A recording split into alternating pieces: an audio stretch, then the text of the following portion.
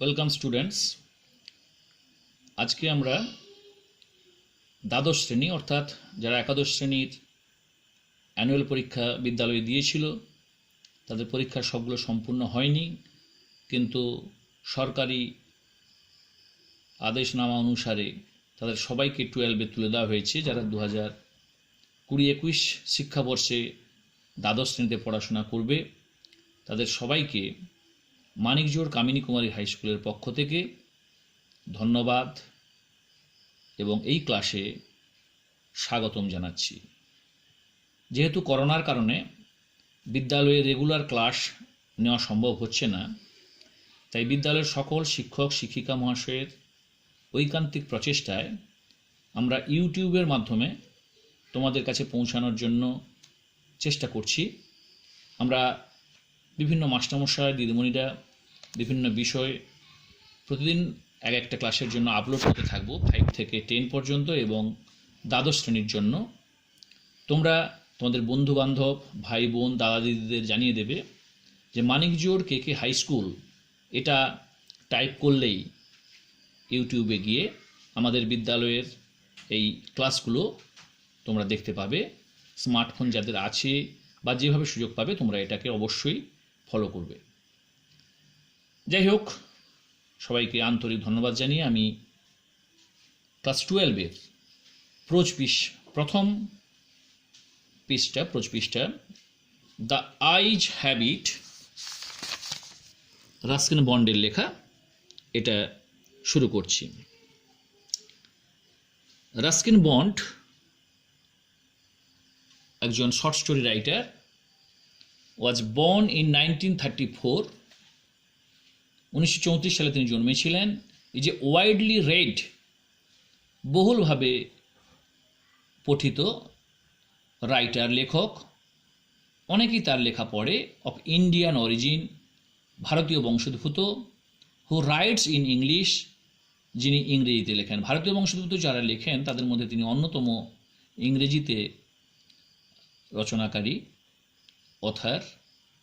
তিনি ঔপন্যাসিক, তিনি ছোট গল্প লিখেছেন, তিনি অনেক প্রবন্ধ লিখেছেন। ছোটবেলায় থেকে রাইটার হওয়ার তার বাসনা ছিল, লেখক হওয়ার তার বাসনা ছিল। The setting of most of his stories, তার বেশিরভাগ ছোট গল্পের প্রেক্ষাপটটা, সেটিংটা, আর the hills of the Himalayas, হিমালয়ের পর্বতমালা তাকে টানত গভীরভাবে। তিনি সিমলার স্কুলে, বিশপ কটন স্কুলে পড়াশোনা করেছেন। ছোটবেলা থেকেই তার হিমালয় অঞ্চলগুলোর প্রতি খুবই টান ছিল। Among his most notable works, তার সবচেয়ে উল্লেখযোগ্য কাজগুলো, গ্রন্থগুলোর মধ্যে আর the room on the roof, the angry river, rain in the mountains খুবই বিখ্যাত। আমরা জানি যে তিনি 1934 সালের 19শে মে ভারতে জন্মগ্রহণ করেন। তিনি ছোট গল্প লেখার জন্য পদ্মশ্রী উপাধি পেয়েছিলেন, সাহিত্য একাডেমি পুরস্কারও তিনি পান। তিনি ভারতীয় বংশোদ্ভূত, তিনি এখনও উত্তরাখণ্ডের ল্যান্ডারে বসবাস করেন,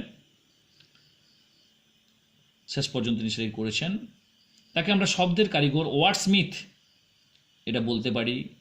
হাস্যকৌতুক, রহস্যগল্প, ঐতিহাসিক রোমান্স, ভৌতিক গল্প, স্মৃতিচিন্তন, ভ্রমণ কাহিনী বা শিশু সাহিত্য, সব দিকেই তিনি স্বচ্ছন্দে বিচরণ করতে পারতেন।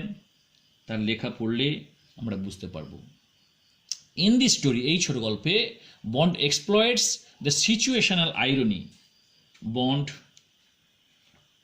পরিস্থিতিগত যে ব্যজস্তুতি, পরিহাস তা তুলে ধরেছেন। That originates between two people, দুজন লোকের মধ্যে যেটা উৎপত্তি হয়, হু মেট বাই চান্স, হঠাৎই তাদের দেখা হয়েছে ইন রেলওয়ে কম্পার্টমেন্টে, রেলের কামরায়। দ্য ইয়াং ম্যান, একজন হচ্ছে একজন যুবক ব্যক্তি, অ্যান্ড দ্য গার্ল, অপরজন হচ্ছে একটা বালিকা, কিশোরী বালিকা, আর আনঅ্যাওয়্যার অফ দেয়ার ইন্ডিভিজুয়াল ব্লাইন্ডনেস, তাদের ব্যক্তিগত যে অন্ধত্ব, তারা দুজনেই অন্ধ কিন্তু একে অপরের কাছে সে ব্যাপারে অপরিচিত। And converse with each other, একে অপরের সঙ্গে কথোপকথন চালিয়ে যায়, কনভারসেশন চালিয়ে যায়, from the conviction that both of them can see, এই ধারণা নিয়ে যে তারা দুজনেই যেন দেখতে পায়, একে অপরের অন্ধত্ব বুঝতে দিতে চায় না, গোপন করে কথাবার্তা চালিয়ে যায়, সে যেন না অপরজন যেন না বুঝতে পারে আমি অন্ধ।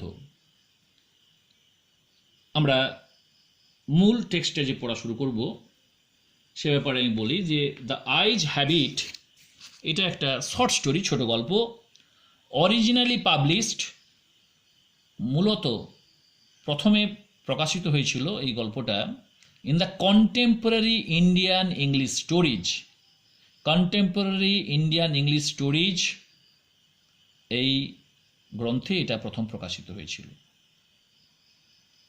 এই টোটাল গল্পটা it is told using the first person narrative,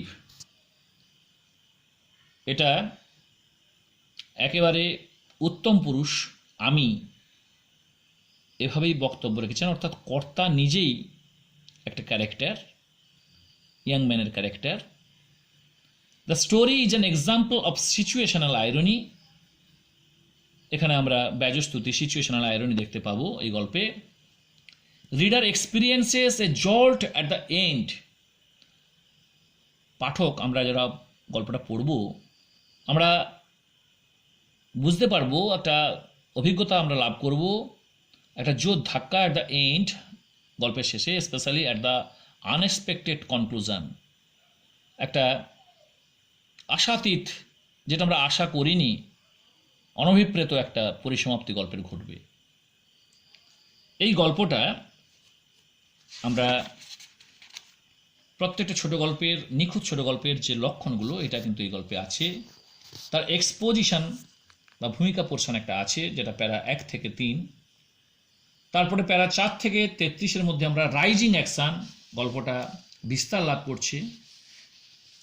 34 থেকে 41 পর্যন্ত ফলিং অ্যাকশান, 34 থেকে 41 প্যারায়, এবং লাস্টে ক্যাটাস্ট্রফ শেষ প্যারায় 42-এ, যেখানে একটা আমরা দেখতে পাবো যে জল্ট, আনএক্সপেক্টেড একটা কনক্লুশন এই গল্পের। শুরু করি। I had the train compartment to myself up to Rohana, Rohana পর্যন্ত ট্রেন কম্পার্টমেন্টে আমি একাই ছিলাম, আমার ছিল ট্রেন কম্পার্টমেন্টটা নিজেরই, অন্য কেউ ছিল না। রোহানা একটা ছোট station, a small place with less population in Uttar Pradesh, near Saharanpur or Panipat. Rohana, then a girl got in, তারপরে একটা বালিকা সেখানে উঠলো রোহানা স্টেশনে। তাহলে আই আর কেউ নেই, the narrator, compartment carriage, got in cabin, the কাপল দম্পতি, হু শো হার অফ, যারা ওই বালিকাকে বিদায় জানতে এসেছিল, ওয়ার প্রবাবলি হার পেরেন্টস, খুব সম্ভবত তার পিতা মাতা, বাবা মা। দে সিমড ভেরি অ্যাংসিয়াস, তাদের খুবই উদ্বিগ্ন লাগছিল, চিন্তিত, একা মেয়েকে ট্রেনে তুলে দিয়ে যাচ্ছে। ওরিয়েট, তারা খুবই চিন্তিত, anxious means worried, about her comfort, তার স্বাচ্ছন্দ্যের ব্যাপারে, ট্রেনে যাতে ভালোভাবে যেতে পারে, নির্ঝঞ্ঝাটভাবে যেতে পারে সে ব্যাপারে বাবা মা উদ্বিগ্ন। And the women gave the girl detail instructions, ভদ্রমহিলা দিয়ে দিচ্ছিলেন মেয়েটিকে পুঙ্খানুপুঙ্খ নির্দেশ, ইনস্ট্রাকশন মানে directions, as to where to keep her things, কোথায় তার জিনিসপত্র রাখবে, তার ব্যাগটা, তার জলের বোতলটা ইত্যাদি ইত্যাদি কোথায় রাখবে। When not to lean out, when not to bend, কখন ঝুঁকবে না, অফ উইন্ডোজ, জানলা দিয়ে মুখ কখন বের করবে না। অ্যান্ড হাউ টু অ্যাভয়েড, কীভাবে এড়াতে হবে, avoid means evade, EVAD, evade or shun, SHUN, shun, speaking to strangers, unknown person, strangers means unknown person, অপরিচিত সহযাত্রীদের সঙ্গে কিভাবে কথাটা এড়িয়ে যাবে, কথা বলবে না, সেই ট্রেনিংটাও মা দিয়ে দিলেন, বলে দিলেন, নির্দেশ দিয়ে দিলেন। They called their goodbyes, called means bade, তারা তাদের বিদায় জানালেন। And the train pulled out of the station, ট্রেনটা স্টেশন ছেড়ে চলে গেল। Pulled out, moved away, left, moved away, left, pulled out. As I was totally blind at the time, সেই সময় যেহেতু আমি অন্ধ ছিলাম, শারীরিকভাবে কোনো কারণে তিনি অন্ধ ছিলেন, তিনি জন্মান্ধ নয় বা সবসময় তিনি অন্ধ ছিলেন না, ওই সময় তার কোনো অসুস্থতার কারণে অন্ধ। তিনি ভাবতে হবে যে লেখক যেন অন্ধই আছেন। মাই আইজ, আমার চোখ, সেন্সিটিভ, সংবেদনশীল ছিল, সাসেপ্টিবল ছিল, sensitive means susceptible, only to light and darkness, কেবল আলো আর অন্ধকারে। কম্পার্টমেন্টের বাইরের দিকে তাকালে সেখান থেকে আলো আসছে, সেদিকটা আলো বুঝতে পারছেন, কম্পার্টমেন্টের মধ্যে অন্ধকার, এই অনুভূতি শুধু ছিল। আই ওয়াজ আনএবল, আমি অক্ষম ছিলাম, to tell what the girl looked like, মেয়েটা দেখতে কেমন।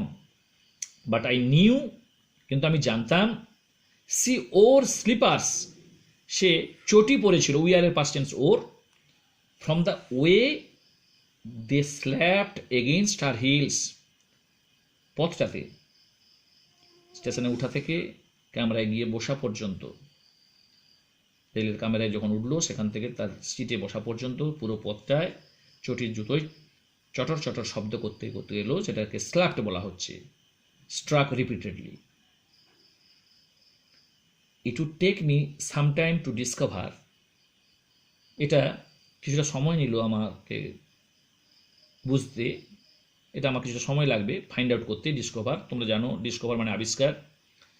পৃথিবীতে দুটো জিনিস আছে, একটা ইনভেন্ট আবিষ্কার, একটা ডিসকভার আবিষ্কার। ইনভেন্ট যেটা নতুন সৃষ্টি করা হলো, যা আগে ছিল না, তাকে ইনভেন্ট, নাউন ইনভেনশন। ডিসকভার যা পৃথিবীতে ছিল প্রথম খুঁজে পাওয়া, noun form Discovery. Something about her looks, মেয়েটা কেমন দেখতে সেটা আমি তো পরে জানতে পারবো, খুঁজে পাবো। And perhaps I never would, হয়তো আমি কখনো পাবো না। But I like the sound of her voice, কিন্তু আমার ভালো লেগেছিল তার গলার কণ্ঠস্বর, সুরেলা কণ্ঠ। And even the sound of her slippers, এমনকি তার চটির চটচট শব্দ। আইরনি সম্বন্ধে আমরা বলছিলাম যে আইরনিটা কিনা এই figure of speech containing converse of meaning, usually satirical, by word whose literal meaning is opposite. আক্ষরিক অর্থে মানে করলে যেটা হয় সেটা কিন্তু অন্যভাবে তার মানেটা কিন্তু বিপরীত, অপোজিট সাধারণত হয়ে থাকে। আমরা এই তিনটে স্ট্যান্জা পড়লাম। প্রথম স্ট্যান্জা যদি আমরা সংক্ষেপে বলতে চাই, in a nutshell, the narrator met a young girl in the train compartment at Rohana station. The girl's parents seemed anxious about her comfort and safety. প্যারা 2টা যদি আমরা ইন এ নাটসেল সংক্ষেপে বলি, এক লাইনে, the narrator was blind. He came to know about the girl's entrance from the sound of her slippers.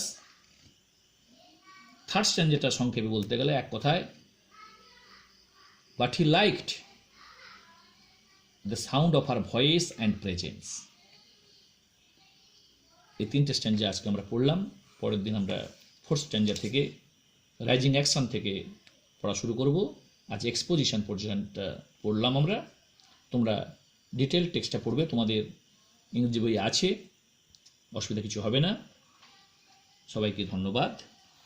পরবর্তী সপ্তাহে পরবর্তী ক্লাসে আমরা ফোর্থ স্ট্যান্ডার্ড নিয়ে আলোচনা করব। Thank you.